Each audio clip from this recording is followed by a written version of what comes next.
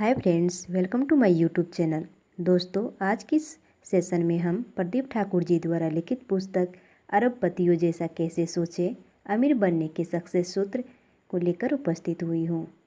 दोस्तों, book start करने से पहले आप सबों से एक छोटी सी रिक्वेस्ट है कि यदि आप चैनल पे पहली बार आए हैं तो चैनल को सब्सक्राइब कीजिए और बेल आइकन को प्रेस कीजिए, और साथ ही यदि वीडियो पसंद आए तो इसे लाइक और शेयर कीजिए। चलिए स्टार्ट करते हैं। अरबपतियों जैसा कैसे सोचें, सुपर अमीर बनने के सूत्र। भूमिका: क्या आपने स्वयं से कभी कहा है, हाँ मैं अमीर बन सकता हूँ? हो सकता है कि कहा हो या फिर नहीं भी। यही अमीर बनने की पहली व सबसे बड़ी शर्त है। यदि इस पर गंभीरता से विचार विमर्श नहीं किया और यूं ही अपने मन को समझा लिया कि मैं अमीर बन सकता हूँ, तो असल बात बन न सकेगी। इससे पहले अमीर बनने की यात्रा शुरू हो पाना संभव नहीं है, क्योंकि यही जीवन बदलने वाली महान यात्रा का प्रस्थान बिंदु है। दुर्भाग्य से हमारी शिक्षा, हमारा समाज, हमारा बौद्धिक अनुकूलन आशावादी से ज़्यादा निराशावादी है। मैं सिर्फ भारतीय समाज की बात नहीं कर रहा हूँ, समूची दुनिया इस मनोवैज्ञानिक प्रभाव के दायरे में है। हमारे सामाजिक आर्थिक विकास का ढांचा ही कुछ ऐसा है कि वह समाज के बहुत बड़े हिस्से को निराशावादी बनने के लिए मजबूर करता है। जो अमीर नहीं है, उस वर्ग का अधिकांश यही सोचता है कि हम अमीर नहीं बन सकते। यह भाग्य का खेल है जो चंद लोगों के हिस्से में ही है। जब भी आपने अमीर बनने के बारे में सोचना समझना शुरू किया और अपने नज़दीकियों से अपना विचार साझा किया होगा, तो क्या जवाब मिला? यही न कि दिन में सपने देखना छोड़ दो और खुद को यथार्थवादी बनाओ। निश्चित रूप से ऐसा जवाब मिला होगा। यह कोई चौंकाने वाली बात नहीं है, और न ही मैं आपके सामने किसी रहस्य से पर्दा उठा रहा हूँ। यह सार्वभौमिक मनोवैज्ञानिक सत्य है। दुनिया भर में अधिकांश लोग इसी तरीके से सोचते हैं और इसी सोच को व्यवहारिक समझते हैं। लेकिन यह बिल्कुल भी सही नहीं है। यदि समृद्ध लोगों की एक विशिष्ट जमात है, तो ऐसा यह खुद को गरीब मान लेने वाले अधिकांश लोगों का दिमागी फितूर है, जिन्होंने बिना किसी ठोस कारण के बस यूं ही मान रखा है कि वे इस विशिष्ट जमात में शामिल नहीं हो सकते, और यही कारण है कि वे इस जमात में शामिल होने की कोशिश ही नहीं करते। हकीकत में धनवान व्यक्तियों का कोई खास समुदाय नहीं है। उनमें से बहुत कम लोग ऐसे हैं जो खानदानी तौर पर धनी हैं, जबकि अधिकांश ने खुद को धनवान बनाया है। किसी भी सफल व धनवान व्यक्ति से आप यह सवाल करेंगे कि आपने धनवान बनने के लिए क्या किया, तो एक ही जवाब मिलेगा कि उन्होंने खुद पर यह विश्वास करना शुरू कर दिया था कि वे एक दिन जरूर अमीर व मशहूर व्यक्ति बनेंगे। इस पुस्तक में आपको ऐसे कई लोगों के बारे में जानने का अवसर मिलेगा। सबसे पहले आप यह जानें कि आपने सचमुच में इस मुद्दे पर गंभीरता से विचार नहीं किया है, और फिर भी पूरी सहजता से पूछे, क्या मैं अमीर बन सकता हूँ? हाँ, यह चिंतन प्रक्रिया थोड़ी जटिल है, इसलिए न तो मन में उठ रहे भावों की तह में जाने से घबराएं और न ही जल्दबाजी करें। खुद को सहज व संयत रखें और बस अपने विचारों को साक्षी भाव से देखें। साक्षी भाव वह मनोदशा है जब हम खुद के विचारों को बिना किसी पूर्वाग्रह के खुद से अलग रखते हुए गवाह साक्षी की तरह देखते हैं। यह वही स्थिति है जब आप किसी घटना को उसमें शामिल हुए बिना ही देखते हैं। जब आप ऐसा करेंगे तो सब साफ होना शुरू हो जाएगा कि आपने अब तक खुद सफलता में कौन कौन सी बाधाएं खड़ी की हुई थी। यह भी संभव है कि आपको लगे कि आपने इस मुद्दे पर इतनी गंभीरता से पहले कभी सोचा भी नहीं था। यदि ऐसा नहीं होता तो आप अमीरी यात्रा पर कब के निकल चुके होते। खैर, इस प्रक्रिया को अब शुरू होना था तो अब सही। मुझे विश्वास है कि यह पुस्तक आप सभी शुद्धि पाठकों के लिए धनी व सफल बनने की दिशा में कदम बढ़ाने में प्रेरणादायी साबित होगी। प्रदीप ठाकुर। लेसन 1: कहाँ से शुरू करें समृद्धि की यात्रा। हजारों मीलों की यात्रा की शुरुआत एक छोटे कदम से होती है। लाओ त्सु, ताओ ते चिंग के रचयिता महान चीनी दार्शनिक। शुरू करने का रास्ता है, बातें छोड़ दे और करना शुरू करें। Walt Disney. Walt Disney company के सह-संस्थापक, मशहूर अमेरिकी व्यंग्य चित्रकार। क्या आप सचमुच अमीर बनना चाहते हैं? जाहिर है कि आपका जवाब हाँ ही होगा, वरना आप इस किताब को पढ़ने को उत्सुक क्यों होते। लेकिन अमीर बनने की सबसे बड़ी बाधा है मनोदशा। आखिर अमीर कौन नहीं बनना चाहता, लेकिन यूं ही सोच लेने भर से अमीरी की यात्रा शुरू कर पाना संभव नहीं है। जी हाँ, हर एक के मन में स्वाभाविक सवाल उठता है, आखिर कहाँ से शुरू करें। लेकिन इससे पहले एक सवाल यह है कि आप में अमीर बनने का कैसा लक्ष्य है? क्या आप बस अपनी आमदनी को बढ़ाने की इच्छा रखते हैं? अधिकतर लोग तो अमीर बनने का मतलब यही समझते हैं। बहुत कम लोग अपने लिए सचमुच अमीर बनने यानी करोड़पति, अरबपति बनने का लक्ष्य बनाते हैं।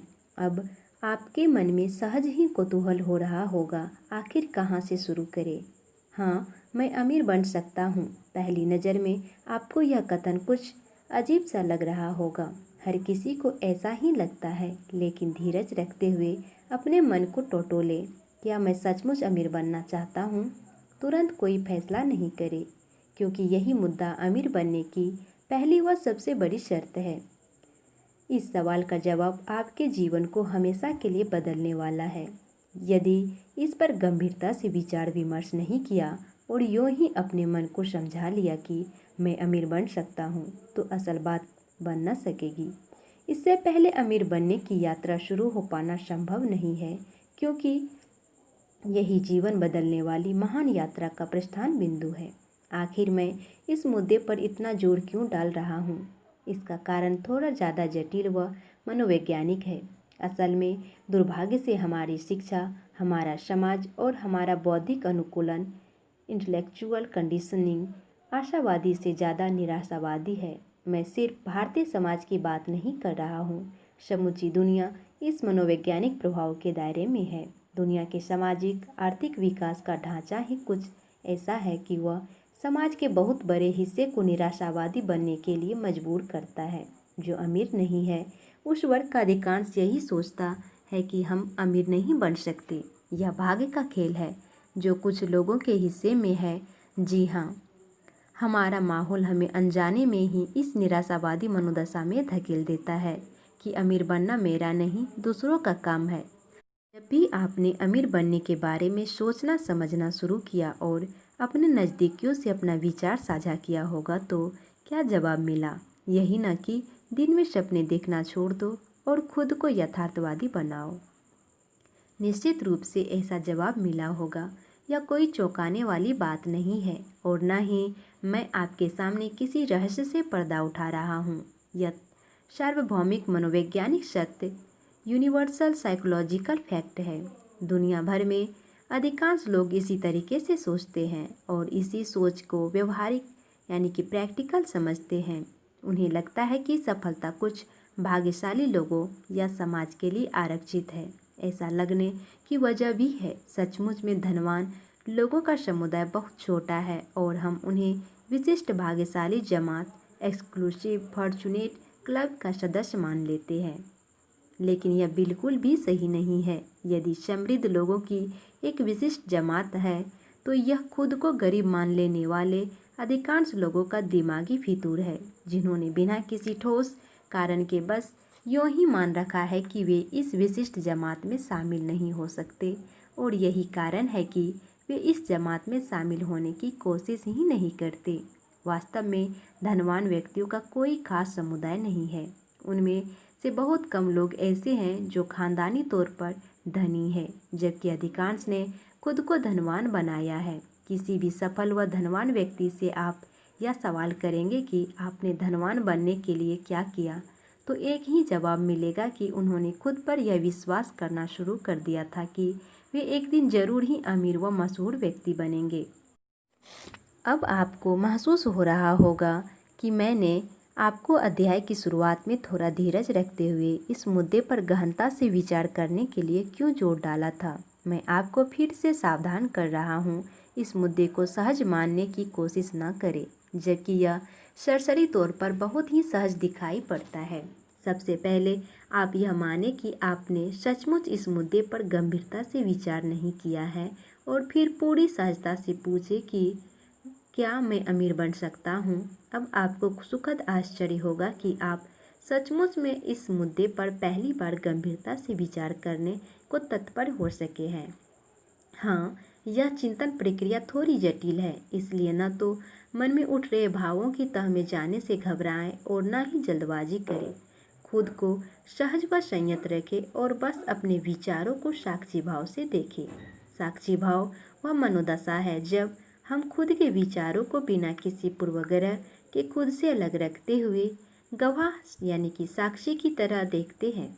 यह वही स्थिति है जब आप किसी घटना को उसमें शामिल हुए बिना ही देखते हैं। जब आप ऐसा करेंगे तो सब साफ होना शुरू हो जाएगा कि आपने अब तक खुद व सफलता के मार्ग में कौन कौन सी बाधाएं खड़ी की हुई थी। यह भी संभव है कि आपको लगे कि आपने कोई बाधा तो नहीं खड़ी की थी, लेकिन इस मुद्दे पर इतनी गंभीरता से पहले कभी सोचा भी नहीं था। यदि ऐसा नहीं होता तो आप अमेरिकी की यात्रा पर कब के निकल चुके होते। खैर, इस प्रक्रिया को अब शुरू होना था तो अब सही। हाँ, अब आपको खुद को पूरी तरह से यह विश्वास दिलाना पड़ेगा कि न केवल आपका धनवान होना संभव है, बल्कि यह यात्रा जितनी कठिन लगती थी या अब भी लग रही है, वह असल में कठिन नहीं है। अव्वल तो आपको खुद को यह भी एहसास दिलाना होगा कि यह संभावना उतनी भी कठिन नहीं है जितने कि आपको यूं ही दिखाई सी दे रही थी। क्योंकि आपने इससे पहले इस मुद्दे को साक्षी भाव से देखा ही नहीं था, इसलिए वह आपको साफ साफ दिखाई ही नहीं दे रहा था। अब आप अपने असलियत को बिना किसी पूर्वग्रह के देखने की स्थिति में है और आपके सामने सब कुछ बिल्कुल स्पष्ट होता जा रहा है। इस सहज स्थिति में जो जो एक एक दिन गुजरता जाएगा, आपको दर्जनों अवसर दिखने शुरू हो जाएंगे।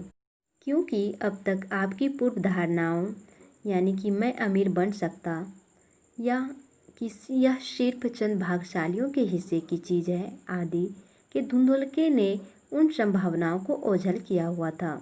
जी हाँ, चूँकि अब तक आपका मस्तिष्क अनजाने निराशावादी मनोवैज्ञानिक प्रभाव में रहा था, इसलिए आपके सामने जब भी लाभ के अवसर आते थे, आप उसे ठीक प्रकार से नहीं देख पाते थे और वे आपकी अंतर्दृष्टि से ओझल होते जाते थे। अब आपकी आंखों की दृष्टि और आपके मन की दृष्टि अंतर्दृष्टि के बीच से गलत पूर्वधारणाओं या आग्रहों का पर्दा हट चुका है। अब आप खुद के सभी कर्मों के साक्षी बन चुके हैं, इसलिए आपके लिए सही व गलत को समझना बिल्कुल सहज हो गया था। हम तीसरे अध्याय में आत्म सुझाव की कला पर विचार विमर्श करेंगे, जिससे आपको अपने अंतर्ज्ञान या सहज बोध की शक्ति को समझने और उसे ज़्यादा विकसित करने में मदद मिलेगी। इसी अंतर्ज्ञान को मनुष्य की दिव्य दृष्टि या छठी इंद्रिय सिक्स्थ सेंस भी कहा जाता है। समूची सृष्टि यानी कि प्रकृति रचना में सिर्फ मनुष्य ही ऐसा विकसित प्राणी है जिसके पास 5 इंद्रियों कान श्रवण के लिए, आँख दृष्टि के लिए, त्वचा स्पर्श के लिए, नाक गंध के लिए व जीभ स्वाद के अलावा यह छठी इंद्रिय भी है। और यही दिव्य दृष्टि धनवानों को वित्तीय अंतर्ज्ञान देती है, जिसकी शक्ति से वे अपने भाग के सितारे को चमकाते हैं और सफलताएं उनके कदम चूमती है और बाकी दुनिया समझती है कि वे दूसरे लोग यानी कि स्वर्ग लोक के निवासी है, विशिष्ट जमात के हैं। जी हाँ, प्रकृति ने आप में भी वही दिव्य दृष्टि की शक्ति दी हुई है, लेकिन अभी तक आप अपनी उस ताकत को पहचान नहीं सके हैं और जब तक आपको अपनी उस महान ताकत का एहसास नहीं हो जाता, तब तक आप उसे विकसित बनाने की कोशिश कैसे कर पाएंगे और फिर उसका उपयोग कर अपना भाग चमकाने का तो सवाल ही नहीं उठता। हार जाने से कठिन नहीं है सफलता। अधिकांश लोगों के लिए असफलता जीवन का एक तरीका बन गई है। इसका मनोवैज्ञानिक प्रभाव ज़्यादा प्रभावी होता है और असफलता ऐसी जिद्दी आदत बन जाती है जिससे व्यक्ति को मुक्त कर पाना बहुत ही मुश्किल हो जाता है। असल में यह हीन भावना भी व्यक्ति विशेष के सामाजिक अनुकूलन सोशल कंडीशनिंग का नतीजा है, जो उसे अपने जीवन से ज़्यादा कुछ उम्मीद करने की आदत ही विकसित नहीं होने देती।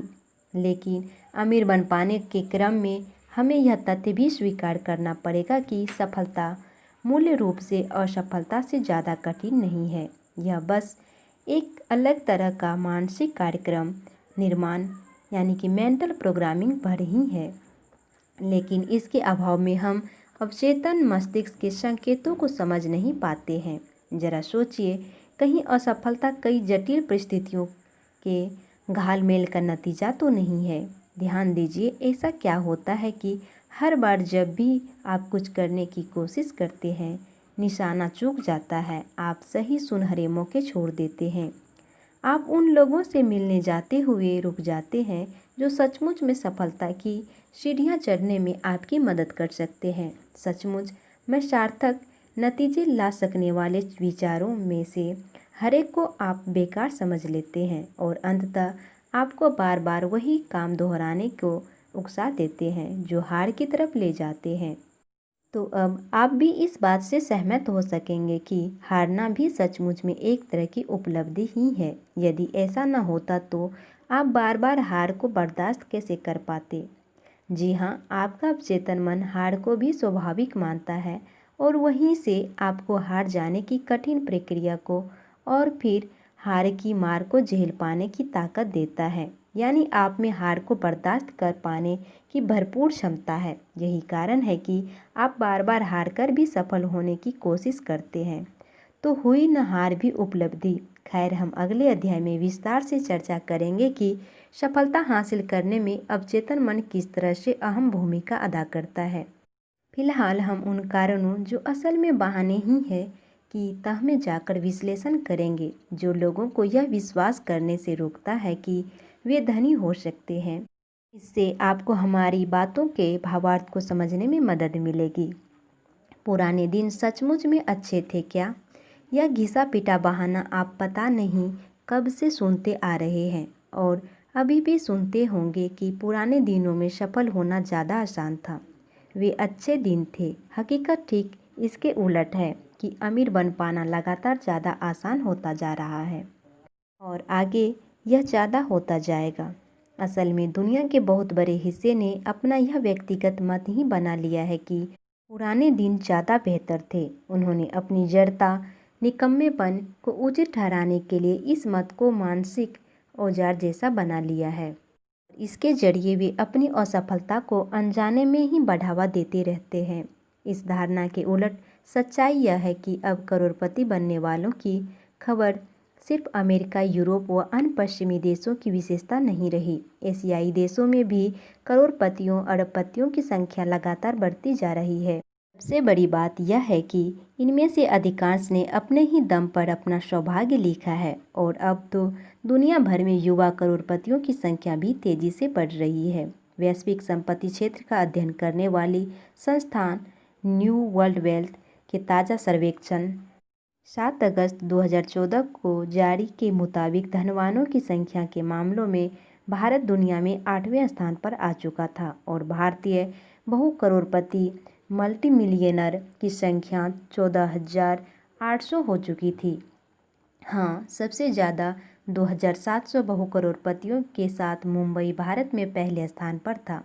इस सर्वेक्षण के मुताबिक जून 2014 तक दुनिया में कुल 4,95,000 बहु करोड़पति थे, जिनमें अमेरिका 1,83,500 पहले स्थान पर था।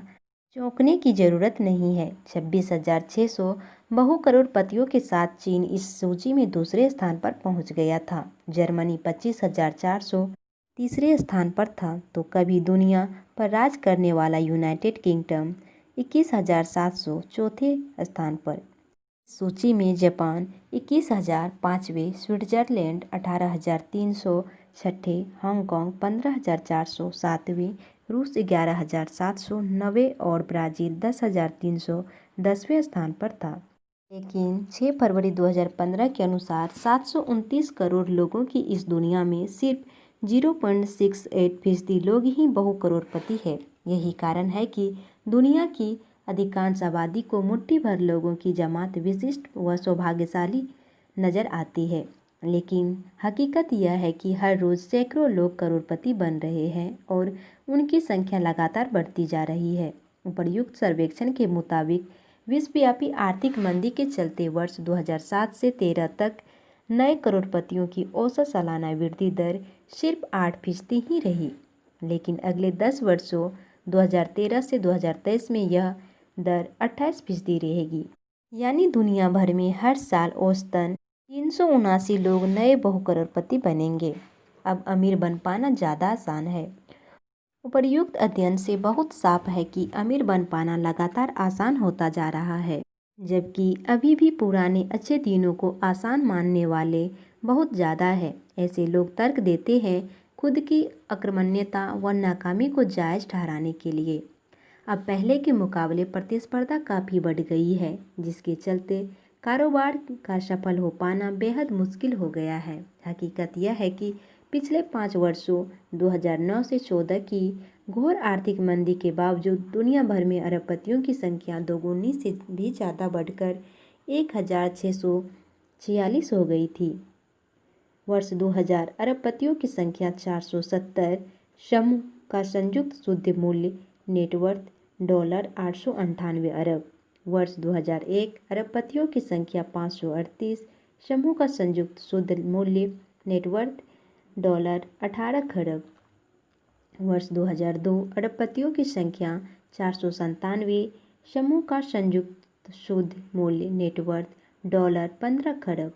वर्ष 2003 अरबपतियों की संख्या 476, समूह का संयुक्त शुद्ध मूल्य $14 खरब। वर्ष 2004 अरबपतियों की संख्या 587, समूह का संयुक्त शुद्ध मूल्य $19 खरब। 2005 अरबपतियों की संख्या 691, समूह का शुद्ध मूल्य $22 खरब। वर्ष 2006 अरबपतियों की संख्या 793, समूह का संयुक्त शुद्ध मूल्य $26 खरब। वर्ष 2007 अरबपतियों की संख्या 946, समूह का संयुक्त शुद्ध मूल्य $35 खरब। वर्ष 2008 अरबपतियों की संख्या 1125, समूह का संयुक्त शुद्ध मूल्य $44 खरब। वर्ष 2009 अरबपतियों की संख्या 793, समूह का संयुक्त शुद्ध मूल्य $24 खरब। वर्ष 2010 अरबपतियों की संख्या 1011, समूह का संयुक्त शुद्ध मूल्य $36 खरब। वर्ष 2011 अरबपतियों की संख्या 1210, समूह का संयुक्त शुद्ध मूल्य $45 खरब। वर्ष 2012 अरबपतियों की संख्या 1226, समूह का संयुक्त शुद्ध मूल्य $46 खरब। वर्ष 2013 अरबपतियों की संख्या 1426, समूह का संयुक्त शुद्ध मूल्य $54 खरब। वर्ष 2014 अरबपतियों की संख्या 1645, समूह का संयुक्त शुद्ध मूल्य $64 खरब। स्रोत forbes.com। हाँ, आर्थिक सहयोग व विकास संगठन OECD जैसी अंतर्राष्ट्रीय आर्थिक संस्थाओं के लिए यह चिंता का विषय जरूर है कि वर्ष 1820 के बाद 2014 में वैश्विक आर्थिक असमानता अपने सबसे खराब स्तरों पर चली गई थी। इसे अमेरिकी पूंजीवाद का क्रूर नतीजा बताया जा रहा है और इस खाई को पाटने के लिए दुनिया भर के अर्थशास्त्री माथापच्ची कर रहे हैं। निश्चित तौर पर यह 21वीं सदी की दुनिया के लिए बहुत बड़ी चुनौती है और इस असमानता को खत्म करने के लिए हर संभव उपाय किए जाने की ज़रूरत है। अगले अध्याय में पढ़े मुश्किलों को हराने वाले प्रसिद्ध कारोबारियों की मार्मिक कहानियाँ, धनवान नहीं बन पाने के बहाने। अब कैसा महसूस कर रहे हैं आप? क्या आपको लगता है कि यदि विपरीत परिस्थितियों में पैदा हुए वे लोग अपार सफलता व धन के स्वामी हो सकते हैं, तो आप क्यों नहीं? क्या आपको ये कहानियाँ प्रेरित करती है? तो फिर दिक्कत क्या है? बस शुरू हो जाइए, लेकिन उससे पहले कुछ दिलचस्प अड़चनों, जो असल में सिर्फ बहाना ही है, की चर्चा करना भी ज़रूरी है। मैं तो अभी युवा हूँ। यदि आप युवा हैं तो आपको ऐसा लग सकता है कि अभी तो मैं युवा हूँ, अभी तो मेरे मौज मस्ती के दिन हैं, आगे कमाने के दिन बहुत बड़े हैं, अभी मेरे पास धनी बनने के लिए पर्याप्त अनुभव नहीं है आदि। फिर आपके हाथों में यह किताब क्यों? कोई कहानी, उपन्यास या फिर मधुर कथाएं पढ़कर आनंद उठाते अपना समय बिताते। जाहिर है कि अवचेतन मन आपको जगा रहा है कि उठो, जागो और तब तक न रुको जब तक कि अपने लक्ष्य को प्राप्त न कर लो। जी हाँ, यह स्वामी विवेकानंद का प्रसिद्ध वचन है। हो सकता है आपने यह कथन कभी कहीं पढ़ा हो। घबराएं नहीं, 30 साल से कम उम्र में धनी होने वालों की सूची भी काफ़ी लंबी है। एप्पल के संस्थापक स्टीव जॉब्स सिर्फ 23 साल की उम्र में पहले $10 लाख के स्वामी बन चुके थे। जुरासिक पार्क, इंडियाना जोन्स जैसी फिल्मों के प्रतिभाशाली निर्देशक 35 साल की उम्र में अरबपति बन चुके थे। मार्च 2014 में फोर्ब्स सूची के कुल 1645 अरबपतियों में 40 वर्ष से कम उम्र के 31 युवा शामिल थे। पेरेना केई लोगान संपत्ति होल्डिंग्स 24 वर्ष $1.3 अरब।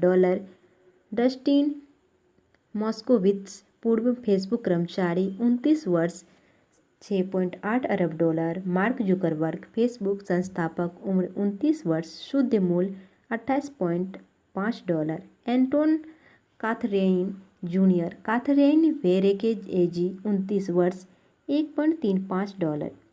ड्रू ह्यूस्टन ड्रॉपबॉक्स 30 वर्ष $1.3 अरब। अल्बर्ट बॉर्न थोर्न टैक्सी राजकुमार 30 वर्ष $3.8 अरब। Scott Duncan enterprise products partners 31 वर्ष $6.3 अरब। एडुआर्डो सेवेरिन फेसबुक सह संस्थापक 31 वर्ष $4.31 अरब। यांग हुई यान कंट्री गार्डन 32 वर्ष $6.9 अरब। फहद हरीरी मारे गए लेबनानी प्रधानमंत्री रफीक हरारी के सबसे छोटे पुत्र 33 वर्ष $1.2 अरब। मेरी बेसनियर बेओलोट एक्टालिस 33 वर्ष $2.7 अरब। सीन पार्कर नेपेस्टर संस्थापक व पूर्व फेसबुक अध्यक्ष 34 वर्ष $2.4 अरब। जूलिया ओइकटर डॉक्टर ऑगस्ट ओइकटर केजी 35 वर्ष $1.65 अरब। रॉबर्ट पेरा इक्विटी नेटवर्क पूर्व एप्पल कर्मचारी 35 वर्ष $2.7 अरब। अयमान हरारी सऊदी अंगेर के संचालक मारे गए लेबनानी प्रधानमंत्री रफीक हरारी के पुत्र 35 वर्ष $1.2 अरब। नुरुआतसु बाबा कोलोप स्मार्टफोन गेम 36 वर्ष $2.2 अरब। आदि मेरी उम्र काफ़ी हो चुकी है। यदि आप 50 वर्ष के पार हो गए हैं और आपको लग रहा है कि मेरी उम्र काफ़ी हो चुकी है, अब धनी बनने की कोशिश करना उचित नहीं है, तो आपको एक बार नए सिरे से सोचने की ज़रूरत है।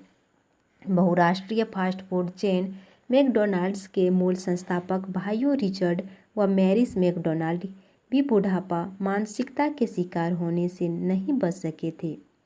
कठिन मेहनत से सैन बर्नार्डिनो कैलिफोर्निया के बड़े धनवानों में शुमार तो हो गए, लेकिन उम्मीद से बड़ी कामयाबी ने उन्हें आत्मसंतुष्ट बना दिया। ऐसा ही अधिकांश लोगों के साथ होता है जब वे सफलता के अपने ही मूल मंत्र लगातार कठोर मेहनत को छोड़कर आराम को ही जीवन की असल उपलब्धि मानने की गलती दोहराने लगते हैं। मैकडॉनल्ड भाइयों की अपनी कोई संतान नहीं थी और वे यह सोचने लगे थे कि इससे ज़्यादा किसके लिए कमाना, सरकार को आयकर इनकम टैक्स देने के लिए क्यों मेहनत करे। नतीजा क्या हुआ?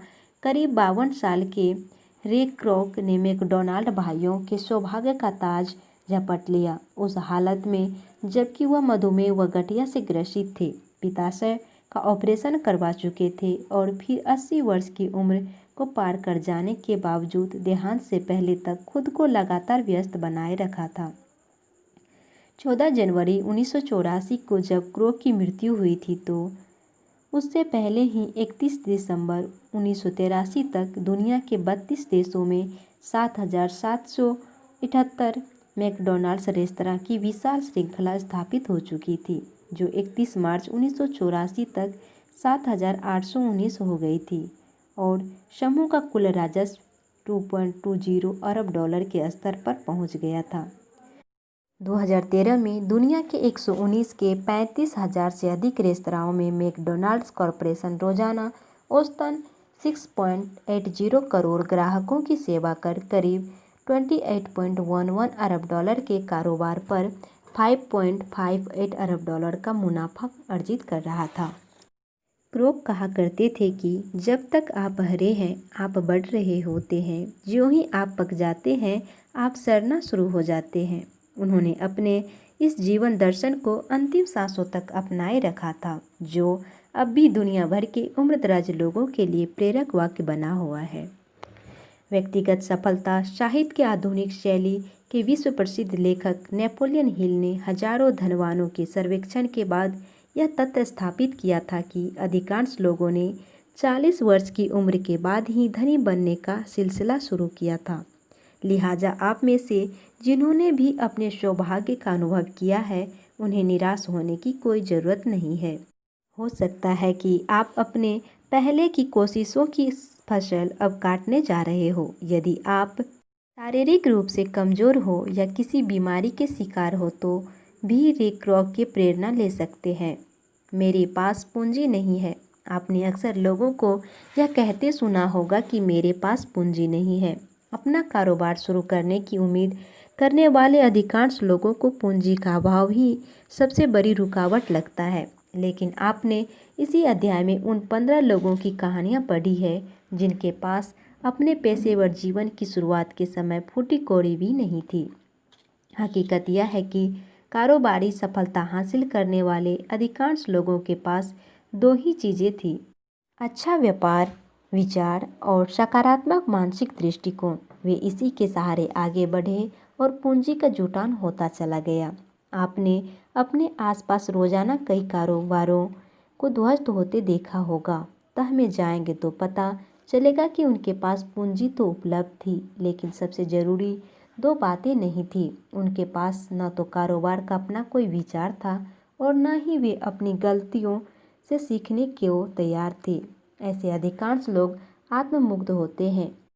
उन्हें अपनी गलतियां नज़र नहीं आती और वे अपनी तरफ उंगली उठाने वाले या उचित सलाह देने वाले को गलत ठहराने की कोशिश करते हैं। नतीजतन यदि किसी गलती से एक बार पूंजी डूबती है तो ऐसे लोग कर्ज के गर्त में ही डूबते चले जाते हैं। मैं शिक्षित नहीं हूँ। थॉमस एडिसन ने 16 साल से पहले ही विद्यालय छोड़ दिया था। Bill Gates, Microsoft, Steve jobs, Apple, Larry Ellison, Oracle, mark Zuckerberg, Facebook सहित तमाम तकनीकी दिग्गजों ने विश्वविद्यालय की पढ़ाई बीच में छोड़ दी थी। लेकिन सभी अपने अपने क्षेत्रों में तकनीकी व कारोबारी महारथी बन गए। लिहाजा विश्वविद्यालय की डिग्रियां ही कारोबारी सफलता की गारंटी नहीं है। मेरे पास कोई विशेष प्रतिभा नहीं है। कई सफल लोगों में अपने पेशेवर जीवन की शुरुआत में कोई विशेष प्रतिभा नजर नहीं आती थी। उनके बारे में यह अनुमान लगाना मुश्किल था कि वे भविष्य में इतने धनवान व प्रसिद्ध बन जाएंगे। गेटी ऑयल कंपनी के संस्थापक जीन पॉल गेटी को वर्ष 1966 गिनीज बुक ऑफ रिकॉर्ड्स ने 1.2 अरब डॉलर 2014 के 8.7 अरब डॉलर के बराबर दुनिया का सबसे अमीर निजी नागरिक घोषित किया था और 1972 में मृत्यु के समय उनका शुद्ध मूल्य 2 अरब डॉलर 2014 के 8.30 अरब डॉलर के बराबर था। वह अक्सर कहा करते थे, मैं बिल्कुल निश्चित तौर पर जन्मजात व्यापारी नहीं था। लेकिन अधिकांश लोग अपनी असफलता का ठीकरा खुद में विशेष प्रतिभा के अभाव पर फोड़ते देखे जा सकते हैं। दिलचस्प बात यह है कि वे दूसरे की सफलता को भी जन्मजात प्रतिभा का नतीजा बताते हैं। मेहनत तो मैंने भी कम नहीं की थी, लेकिन उस पर तो जन्म से ही भगवान की कृपा रही है। इस तरह अपनी गलती स्वीकारने, दूसरों के लगन व मेहनत की प्रशंसा करने, सफल होने के गुण सीखने की बजाय असफल व्यक्ति अपने भाग्य को ही दोषी साबित करने की कोशिश करते हैं कि ईश्वर ने उसे कोई खास गुण नहीं दिया, जबकि हकीकत यह है कि प्रकृति ने न केवल इंसानों को बल्कि हर एक प्राणी को खास गुण से संपन्न किया है। मनुष्य तो अन्य सभी प्राणियों में श्रेष्ठ है, ज़्यादा गुणों के साथ पैदा हुआ है और किसी में कोई न कोई विशेष गुण तो होता ही है। बस हर सफल व्यक्ति अपनी इसी विशेषता को पहचान लेता है, उसे लगातार निखारता है, अपनी कमियों को दूर करता है और सफलता की सीढ़ियां चढ़ता चला जाता है। अपने आसपास नज़र घुमाइए, आपको हर सफल व्यक्ति में एक खास विशेषता नज़र आएगी और उसकी तह में जाएंगे तो आपको पता चलेगा कि उसने अपने गुण को सफल बनाने की लगातार कितनी कोशिशें की है। अब जरा एप्पल के संस्थापक स्टीव जॉब्स की उन उक्तियों को ध्यान से पढ़िए और उसके अंदर के भाव को समझने की कोशिश कीजिए। पिछले 33 वर्षों से मैंने हर सुबह आईने में देखा और अपने आप से पूछा है, यदि आज मेरी ज़िंदगी का आखिरी दिन हो तो क्या मैं वह करना चाहूँगा जो मैं आज करने जा रहा हूँ। और जब कभी भी कई दिनों तक बार बार जवाब ना में रहा तो मुझे लगता है कि मुझे कुछ बदलने की ज़रूरत है। आपका काम आपके जीवन के बड़े हिस्से को भरने वाला है और सही मायने में संतुष्ट होने के लिए एक ही रास्ता है कि आप वह करें जिसे आप महान काम समझते हैं, और आप जो करते हैं उसे प्यार करना ही महान काम करने का एकमात्र रास्ता है। यदि आपको अभी तक यह नहीं मिला है तो तलाश करते रहे, समझौता न करें। दिल के सभी मामलों की तरह अब आप इसे खोज लेंगे, आपको पता चल जाएगा। मेरे पास उतनी ऊर्जा नहीं है। हाथ पर हाथ रखकर सफलता की कामना करने वाले को जब सफल साबित हो चुके लोगों को नज़दीकी से देखने परखने का मौका लगता है तो वे उनके काम करने की क्षमता से घबरा उठते हैं। क्या सफल होने के लिए इतनी ऊर्जा की ज़रूरत होती है? यह सच्चाई है, ऊर्जा के स्तर का अंतर ही किसी को सफल और किसी को असफल बनाता है। हर काम को करने के लिए हमें एक निश्चित मात्रा में ऊर्जा की ज़रूरत पड़ती है। मानसिक व शारीरिक ऊर्जा दोनों की कम जीवन शक्ति निश्चित तौर पर कम उत्साह पैदा करती है। तो क्या हर किसी में अलग अलग जीवन शक्ति होती है? क्या यह एक तरह का दुष्चक्र है जिससे निकल पाना संभव नहीं है? अधिकांश लोगों को यही दिखता है क्योंकि वे अपनी जीवन शक्ति का अनुभव ही नहीं कर पाते हैं। और जब आपको अपने अंदर की आग यानी कि ताकत का एहसास ही नहीं है तो फिर उसे हवा देकर भड़काएंगे कैसे? असल में हर मनुष्य के भीतर अपार जीवन शक्ति का भंडार है। आप हर रोज मनुष्य को अजूबा करते हुए देखते हैं। बहुत हद तक कंप्यूटर मनुष्य के मस्तिष्क की तरह काम करता है, लेकिन क्या कंप्यूटर की हार्ड डिस्क की तरह आपका मस्तिष्क कभी यह सूचित करता है कि वह फूल हो गया है? क्यों? इसलिए कि कंप्यूटर की क्षमता सीमित है और मस्तिष्क की क्षमता असीमित। आप किसी पहलवान की तुलना किसी विद्वान से करके देखिए, एक ही शारीरिक शक्ति ज़्यादा है तो दूसरे की मानसिक शक्ति। आखिर विद्वान शारीरिक रूप से पहलवान जैसा क्यों नहीं है और पहलवान मानसिक रूप से विद्वान जैसा क्यों नहीं है? आपको स्पष्ट हो गया होगा कि मनुष्य में शारीरिक ताकत भी है और मानसिक भी। जो जिस शक्ति को उन्नत बनाने की कोशिश करता है उसकी वह ताकत उभरकर सामने आ जाती है। इससे यह साबित होता है कि हम अपनी उचित कोशिश करके शरीर की ताकत बढ़ा सकते हैं और मस्तिष्क की भी। लेकिन इससे भी अलग एक शक्ति है जिसे आत्मशक्ति, आत्मा की शक्ति या जीवन शक्ति कहते हैं। इसके बारे में हम शुरू में थोड़ी चर्चा कर चुके हैं और आगे विस्तार से करेंगे। लेकिन यहाँ समझने की ज़रूरत यह है कि हमें कोई खास चीज़ अच्छी लगती है तो दूसरे को कुछ और ही। हर किसी को हर काम अच्छा नहीं लगता, तो आपको स्वाभाविक रूप से क्या अच्छा लगता है? यही आपका स्वयं अपना भाव है और यह भाव ही आपकी जीवन शक्ति है। इसको शांत चित्त से परखने की कोशिश कीजिए और धीरे धीरे उसका पोषण करने वाला काम करते जाइए। आपको खुद एहसास होगा, अरे मैं अपनी इसी ताकत को तो ढूंढ रहा था। और जब यह पता चल जाए तो अपने मन को भटकने मत दीजिए, लगे रहिए। आपको हर दिन अपनी सफलता की राह ज़्यादा साफ नज़र आने लगेगी। इसी को साधारण अर्थों में जीवन शक्ति का जागरण कहते हैं। हर किसी की सफलता के पीछे इसी की शक्ति है। हर तरह शरीर व मस्तिष्क की ताकत आत्मा की ताकत के पीछे पीछे चलती है। इसी तरह आपकी तीनों शक्तियाँ एकजुट होती चली जाएगी और फिर आप जो भी करेंगे वह सफल होगा। यही बात तो स्टीव जॉब्स भी अपने दोनों उक्तियों में कहने की कोशिश कर रहे हैं।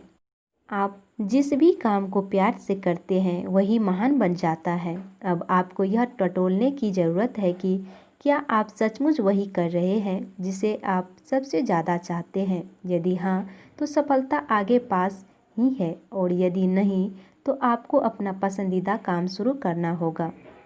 इस काम में आप जितनी देरी करेंगे, सफलता भी उतनी ही दूर होती चली जाएगी। असफलता से डर लगता है।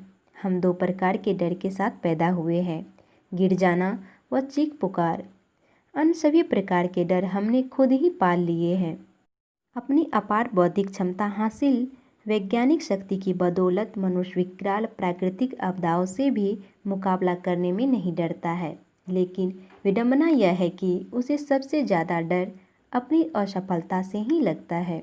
यह डर इतना प्रभावशाली है कि ज्यों ज्यों मानव समाज आधुनिक हो रहा है, उसके शिकार लोगों का दायरा उतना ही व्यापक होता जा रहा है। ऐसा क्यों हो रहा है? समाज का एक बड़ा हिस्सा असफल मानसिकता का शिकार क्यों होता जा रहा है?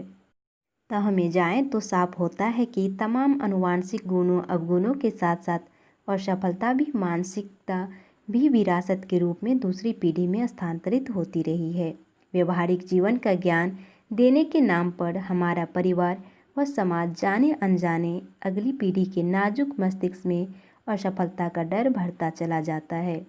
नतीजतन जब हम शिक्षित होकर अपनी ज़िंदगी को स्वतंत्र रूप से जीना शुरू करते हैं, तो यही डर तरक्की की हर कोशिश के समय हमारी टांगें खींच लेता है।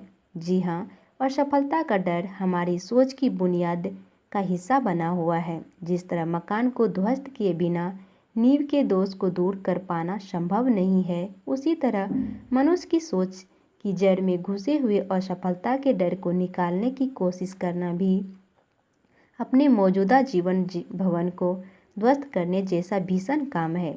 जिस तरह वायरस संक्रमित सॉफ्टवेयर की समूची कार्यप्रणाली को ग्रसित कर लेता है, ठीक उसी तरह असफलता की मानसिकता भी हमारे मानसिक विकास की स्वाभाविक प्रक्रिया को बंद कर देती है। तो इसका इलाज क्या है? क्या कंप्यूटर के विकृत सॉफ्टवेयर की तरह मनुष्य की मानसिकता को भी बदल पाना संभव है? संभव तो है, लेकिन यह प्रक्रिया कंप्यूटर सॉफ्टवेयर बदलने की तरह आसान नहीं है, क्योंकि मानसिक सोच को बदलने वाले सॉफ्टवेयर की कोई तैयार प्रतिलिपि नहीं है, और न ही मनुष्य का शारीरिक कंप्यूटर हार्डवेयर जैसा निर्जीव मशीन है कि बिना मशीन की मर्जी के उसमें हार्ड ड्राइव के जरिए लक्षित सॉफ्टवेयर स्थापित कर दिया जाए। हाँ, कंप्यूटर व मानव मस्तिष्क की प्रक्रिया एक जैसी ही है। कंप्यूटर प्रणाली की तर्क शक्ति पर ही आधारित है। इसलिए जिस तरह नए कंप्यूटर सॉफ्टवेयर की रचना व विकास अत्यंत जटिल प्रक्रिया है, उसी तरह से मानव मस्तिष्क के सॉफ्टवेयर यानी तर्क शक्ति संरचना को पुनर्गठित करना भी। इस विषय पर आगे विस्तार से चर्चा होगी। फिलहाल इतना समझना जरूरी है कि हम यह समझें कि हमारे मस्तिष्क का सॉफ्टवेयर संक्रमित हो गया था और उसे दोष रहित बनाने की ज़रूरत है। फिर आप स्वयं भी अपने मानसिक दोष को सुधार सकते हैं, या फिर पुस्तक या विशेषज्ञ की सलाह के सहयोग से। अन्य बहाने सफलता की राह बहुत मुश्किल नहीं है, लेकिन हमारी पूर्व धारणाओं ने उसे काफ़ी जटिल बना रखा है। जैसे मैंने जो भी किया सब असफल हो गया। अब सवाल उठता है कि क्या आपने सोचने की कोशिश की, आपकी कोशिशें क्यों असफल हुई? अधिकांश लोग सही कारण नहीं बता पाते हैं। क्यों? क्योंकि वे खुद विशेषता को नहीं पहचानते, और वे सारे काम करते हैं जो असल में उनके स्वभाव का काम नहीं है। क्या आपने कभी यह महसूस किया है कि आप जो भी काम दिल से करते हैं यानी स्वाभाविक रूप से करते हैं, वह कभी असफल नहीं होता? तो फिर नए सिरे से परखिए अपनी पुरानी गलतियों को और सिर्फ उसी रास्ते पर कदम बढ़ाइए जो आपको दिलो दिमाग सहजता से स्वीकार करता है। क्या आपको पता है कि स्वभाव से ईमानदार लोगों की पहली चोरी ही पकड़ ली जाती है, जबकि चोरी के माहिर लोगों को पकड़ पाना काफ़ी मुश्किल होता है। हमारे विश्वासों का आईना है जीवन। अपनी आर्थिक स्थितियों को सुधारने के लिए, अपनी सही नौकरी को खोजने के लिए, अपने वेतन में बढ़ोतरी के लिए, अपनी आमदनी कई गुना बढ़ाने के लिए, अपने को चुस्त दुरुस्त व स्वस्थ बनाने के लिए आपको पूरे जुनून के साथ अपनी ज़िंदगी में सुधार लाने की ज़रूरत है। आपको खुद पर कठोरता से कार्रवाई करने, सटीक शिष्टाचार अपनाने तथा अपने दृष्टिकोण में आमूल चूक बदलाव करने की ज़रूरत है। इन सब बातों को अपने जीवन का निश्चित उद्देश्य बनाना पड़ेगा। अपने जीवन को धनवानों की तरह बनाने के लिए आपको इस तरह की दृढ़ इच्छा शक्ति यानी जुनून को लगातार सबसे ऊपर बनाए रखना सबसे ज़्यादा ज़रूरी है। इसका कारण यह है कि हमारी ज़िंदगी हमारी मान्यताओं, धारणाओं व विश्वासों का आईना है। हम जैसा बनना चाहते हैं उसे वैसे ही अपने जीवन में भी उतारना पड़ेगा, अन्यथा कुछ भी बदल पाना संभव नहीं है। फिर सारी बातें सिर्फ बातें ही है और सिर्फ बात करने से वास्तव में कोई ठोस नतीजा नहीं निकल सकता। जब आपने एक बार तय कर लिया कि आपको जीवन बदलना है तो फिर पीछे मुड़कर देखने की ज़रूरत नहीं है। आपको हर क्षण अपने लक्ष्य के साथ जीना पड़ेगा और जब आप अपने लक्ष्य के साथ जीना शुरू करेंगे आपकी सारी कमियां दूर होती जाएगी और ज़रूरी सुधार होते चले जाएंगे जो अंततः आपके स्वभाव का हिस्सा बन जाएंगे। फिर आपको ऐसा नहीं लगेगा कि आप धनी बनने की कोशिश कर रहे हैं, बल्कि आप धनी भाव को जीने लगेंगे। किसी भी काम के लिए आपको अपने अंदर उद्यमी स्वभाव को योजनाबद्ध तरीके से विकसित करना होगा। यह बिल्कुल आसान नहीं है तो मुश्किल भी नहीं है। उद्यम का मतलब होता है कोशिश करना और कोशिश करने वालों को ही उद्यमी कहा जाता है। चाहे आप कोई कारोबार करें, आपको अपनी दूरदृष्टि स्पष्ट करनी पड़ेगी कि आखिर आप चाहते क्या हैं और आप जो करना चाहते हैं उसका सपना देखने से कुछ भी नहीं होने वाला है। जैसा कि मैंने ऊपर बताया है, आपको अपनी इच्छा शक्ति, जुनून को उतना पक्का बनाना पड़ेगा और अपनी दूरदृष्टि को उतना स्पष्ट करना पड़ेगा कि वह आपके अवचेतन मन यानी स्वभाव का हिस्सा बन जाए। और जब आप अपने स्वभाव का काम करेंगे तो फिर कोई अलग से जोर लगाकर किया जाने वाला काम नहीं लगेगा, बल्कि वह स्वतः होने लगेगा और आपको पता भी नहीं चलेगा कि आपने कुछ खास किया है। जब ऐसा होने लगे तो समझिए कि आपका स्वभाव सचमुच उद्यमी स्वभाव बन रहा है और जो जो आप इस स्वभाव से आगे बढ़ते जाएंगे आपका असल लक्ष्य भी स्पष्ट होता जाएगा और इसके लिए ज़रूरी कुशलता हासिल करने का रास्ता भी नज़र आने लगेगा। आप कदम दर कदम आगे बढ़ते जाएंगे और आपकी मंजिल नज़दीक आती जाएगी और अंत में यात्रा ही आपकी मंजिल बन जाएगी।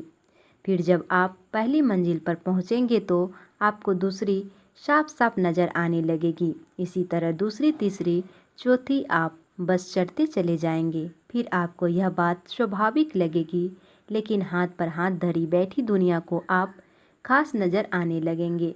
इसी को तो कहते हैं सफलता की यात्रा। जो आगे बढ़ने की हिम्मत जुटाकर पहला कदम बढ़ा देते हैं वे सफल होते चले जाते हैं और जो बैठे रहते हैं बस बैठे ही रह जाते हैं।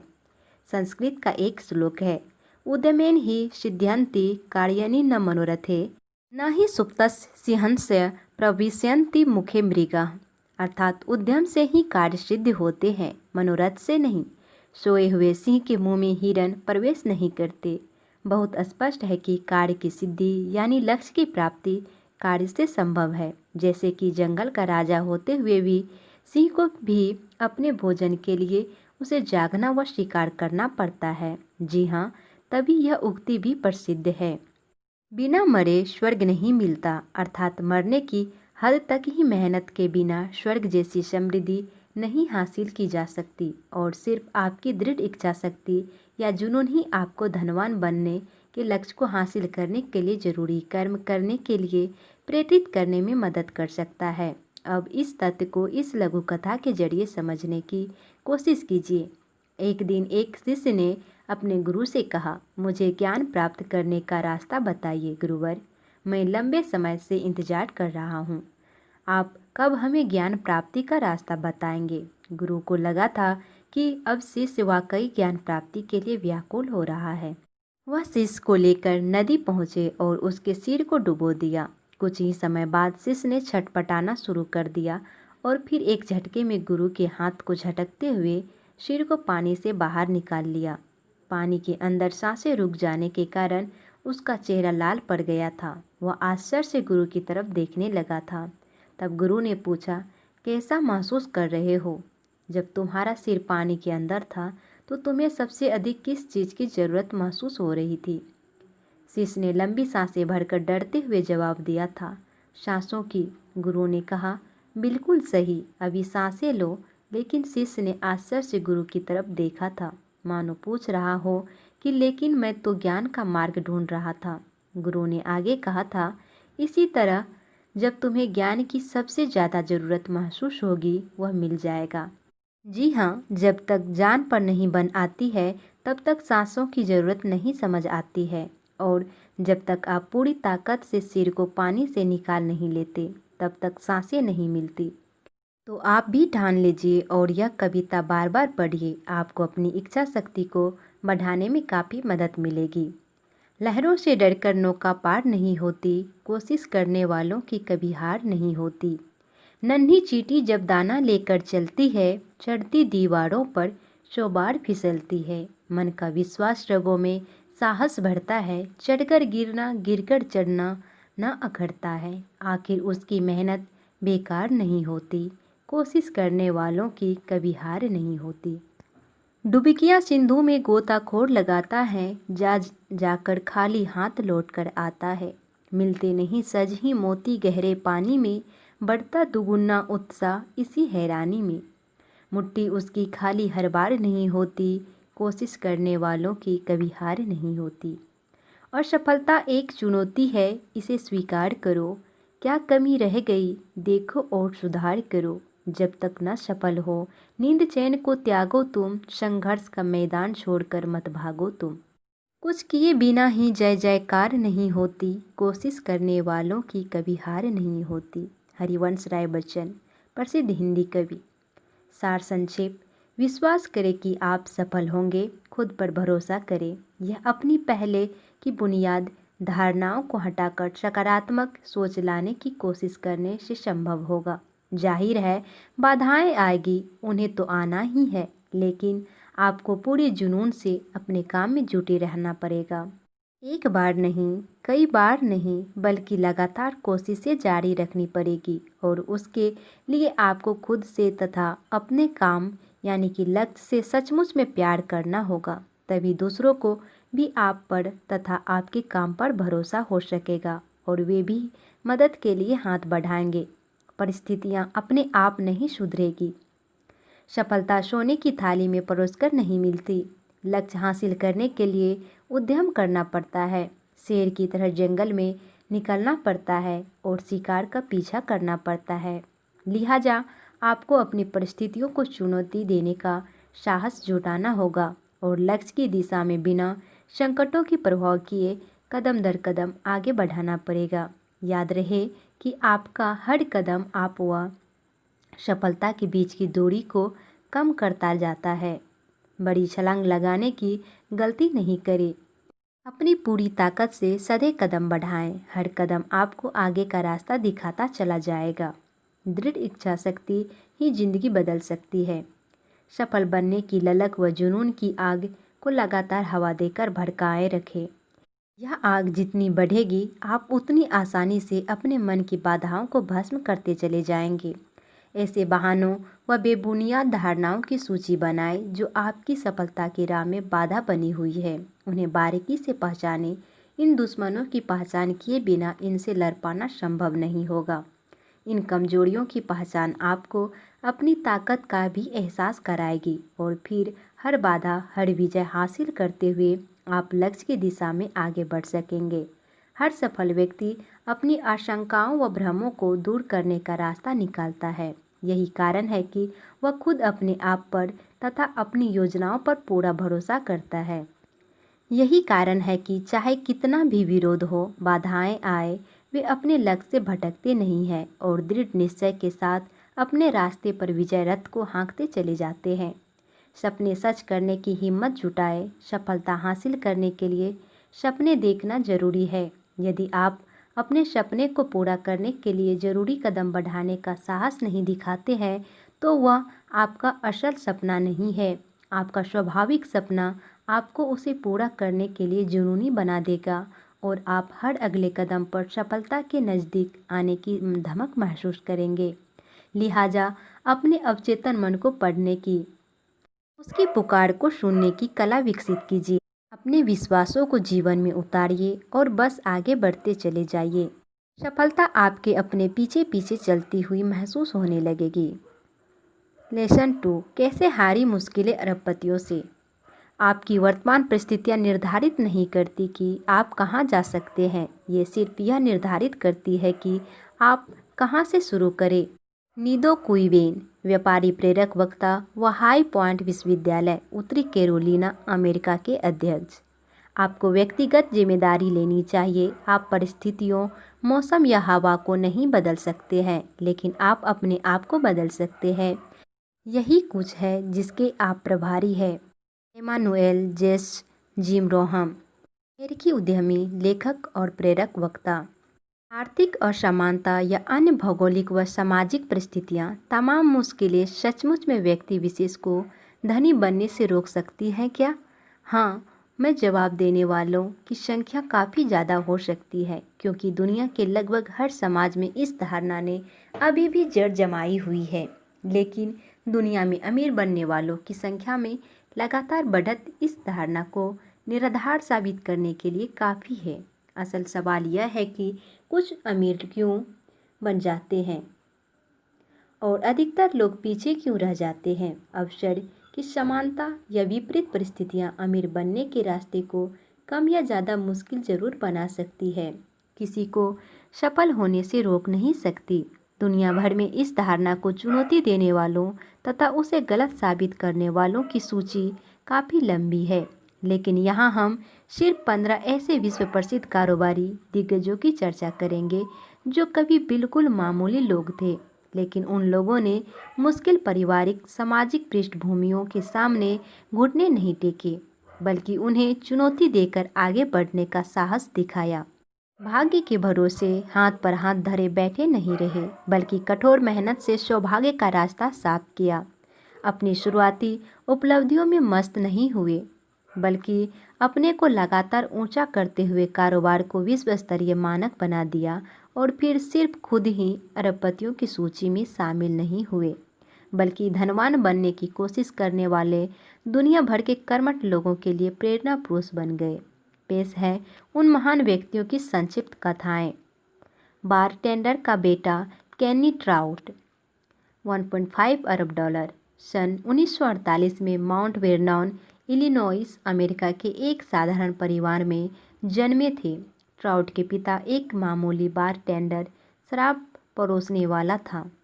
उन्होंने खुद जीवन बीमा बेचकर दक्षिणी इलिनॉइस विश्वविद्यालय में अपनी पढ़ाई के खर्च का भुगतान किया था। उन्होंने सन 1988 में टेक्सास में एक्सेल कम्युनिकेशंस नामक दूरसंचार कंपनी की स्थापना की थी, जो लंबी दूरी की फ़ोन सेवा के लिए बहुस्तरीय विपणन मल्टी-लेवल मार्केटिंग का इस्तेमाल करती थी। सन 1996 में कंपनी को सार्वजनिक करने के 2 वर्षों बाद ट्राउट ने 3.5 अरब डॉलर के सौदे में टेलीग्लोबल यानी कि कनाडा में उसका विलय कर दिया था, जिसे अंततः वर्ष 2005 में बीएसएनएल इंटरनेशनल कनाडा, भारतीय टाटा समूह की टाटा कम्युनिकेशन की सहयोगी कंपनी ने अधिग्रहित कर लिया था।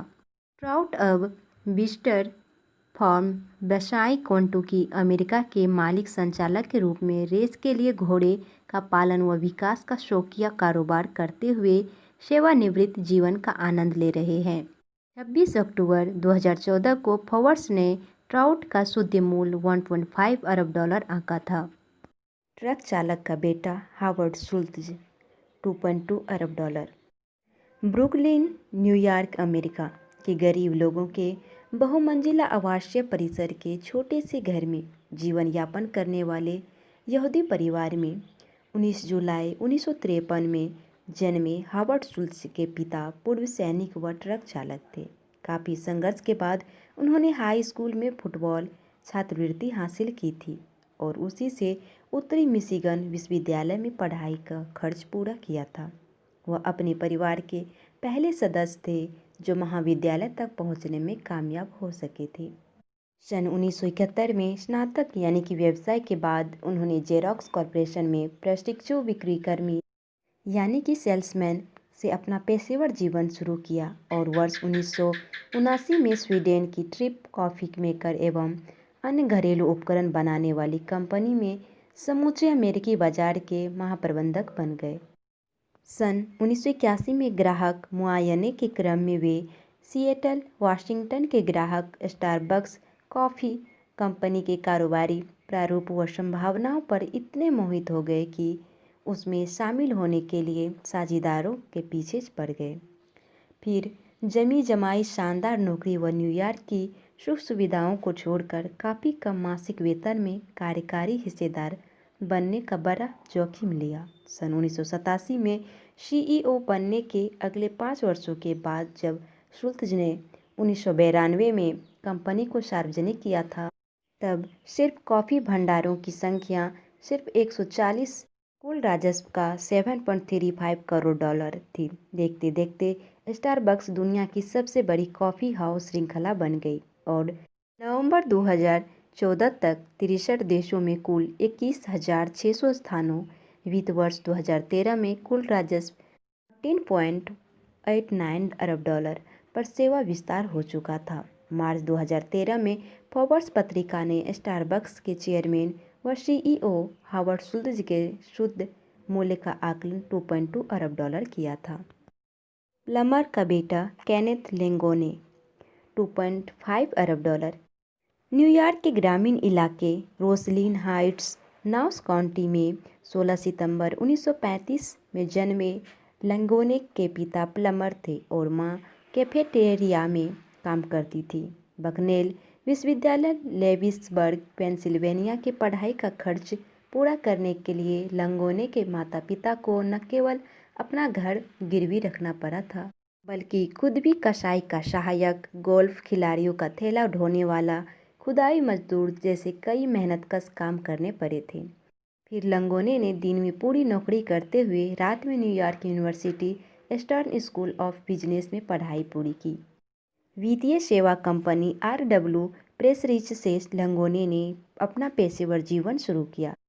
सन 1968 में लेंगोने ने दिग्गज कारोबारी रॉस पेरोट को पटाकर इलेक्ट्रॉनिक डाटा सिस्टम को सार्वजनिक करने का मौका हासिल कर लिया और उसकी अपार सफलता के लिए सन 1969 में प्रेसरिच के अध्यक्ष बन गए। 1974 में इन्वेस्टमेंट एसोसिएट्स नामक उद्यम पूंजी फर्म का गठन करने के बाद लेंगोने ने वित्त कारोबार में ज़बरदस्त सफलता हासिल की, लेकिन लेंगोने को खास तौर पर गृह निर्माण उत्पादों व सेवाओं की विशाल श्रृंखला, होम डिपो के सह-संस्थापक व निवेशक संगठन और परोपकारी सेवाओं के लिए जाना जाता है। सितंबर 2014 में फोर्ब्स ने लेंगोने के शुद्ध मूल्य का आकलन 2.5 अरब डॉलर किया था। बिन ब्याही मां ओपराह विनेफर 2.9 अरब डॉलर। घरेलू नौकरानी का काम करने वाली अविवाहित किशोर मां से 29 जनवरी 1954 को जन्म लेने के बाद ओपराह कुल अगले 6 वर्षों तक अपनी नानी के साथ कोसियोस्को, मिसिसिपी, अमेरिका के एक शूअर बारे में भयंकर भूखमरी झेलनी पड़ी थी। उसके बाद जब वह मां के पास मिलवाकी गई तो उचित निगरानी के अभाव में 9 वर्ष की उम्र से ही उसे चचेरे भाई, चाचा व घरेलू दोस्तों के शारीरिक शोषण का शिकार बनना पड़ा। विद्रोह कर कई बार घर से भागी, लेकिन 14वें साल में अपनी मां की ही तरह बिन ब्याही मां भी बनी। संयोगवश समय से पहले पैदा हुआ बच्चा टिक नहीं सका। अब जब उसे बदचलनी के आरोप में सुधार गृह में भेजे जाने की नौबत आई तो जन्मदाता पिता ने सहारा दिया। ओपराह ने भी खुद को संभाला। ईस्ट नेशविले हाई स्कूल, नेशविले, टेनेसी में पढ़ना शुरू किया। स्कूल में सबसे लोकप्रिय लड़की चुनी गई। स्कूल की भाषण टीम में शामिल हुई। नाटकीय व्याख्या में समूचे अमेरिका में दूसरा स्थान लाई। फिर भाषण कला प्रतियोगिता जीतकर पूर्ण छात्रवृत्ति के साथ उच्च शिक्षा के लिए टेनेसी स्टेट यूनिवर्सिटी में दाखिल हुई। 17 वर्ष में मिस ब्लैक टेनेसी सौंदर्य प्रतियोगिता जीती। स्थानीय अश्वेत रेडियो स्टेशन WVOL से मिला अंशकालिक नौकरी का प्रस्ताव स्वीकार किया और पढ़ाई पूरी करने बाद बन गई WLAC टीवी की सबसे कम उम्र की न्यूज़ एंकर। 1976 में बल्टीमोर मैरीलैंड के WJZ टीवी में शाम 6 बजे का समाचार कार्यक्रम प्रस्तुत करने लगी।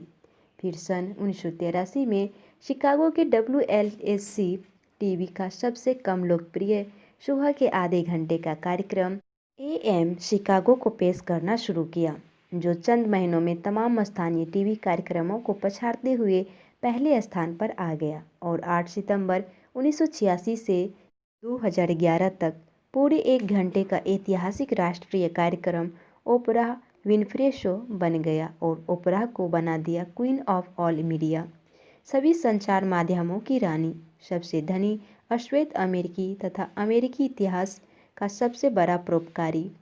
2 फरवरी 2015 को फोर्ब्स ने ओपरा के शुद्ध मूल्य का आकलन $3 अरब किया था। बर्तन धो पड़ने वाला शाहिद खान, $4.6 अरब। लाहौर, पाकिस्तान में निर्माण उद्योग से जुड़े मध्यम वर्गीय परिवार में जन्मे शाहिद खान 18 जुलाई 1950 16 वर्ष की उम्र में जब इलिनॉइस विश्वविद्यालय अर्बना शैम्पेन में स्नातक औद्योगिक अभियांत्रिकी BSc इंडस्ट्रियल इंजीनियरिंग पढ़ने के लिए अमेरिका पहुंचा था तो पहली रात YMCA के $2 के कमरे में काटी थी और $1.20 प्रति घंटे की दर से बर्तन धोने की पहली नौकरी शुरू की थी। जल्द ही उसने मोटर वाहन पुर्जा उत्पादन कंपनी फ्लेक्स एंड गेट में काम शुरू कर दिया और पढ़ाई पूरी करने के बाद निदेशक बन गया। उसने सन 1978 में $50,000 के बैंक ऋण से बम्पर वर्क्स नामक इकाई स्थापित कर कार बम्पर का उत्पादन शुरू किया। फिर 1980 में अपनी नियोक्ता फ्लेक्स एंड गेट को खरीद लिया और 3 सबसे बड़ी मोटर वाहन कंपनियों बिग 3 फोर्ड, जनरल मोटर्स व क्रिसलर को बम्पर की आपूर्ति करना शुरू कर दिया। सन 1984 में खान ने टोयोटा पिकअप को थोड़ी संख्या में बम्पर की आपूर्ति शुरू की थी। 1987 में पिकअप को और फिर 1989 में टोयोटा अमेरिकी की समूची वाहन श्रृंखला का एकमात्र बम्पर आपूर्तिकर्ता बन गया। वर्ष 2012 में खान अमेरिका सहित अन्य देशों में 48 उत्पादन इकाइयों सालाना राजस्व $3 अरब का संचालन कर रहा था।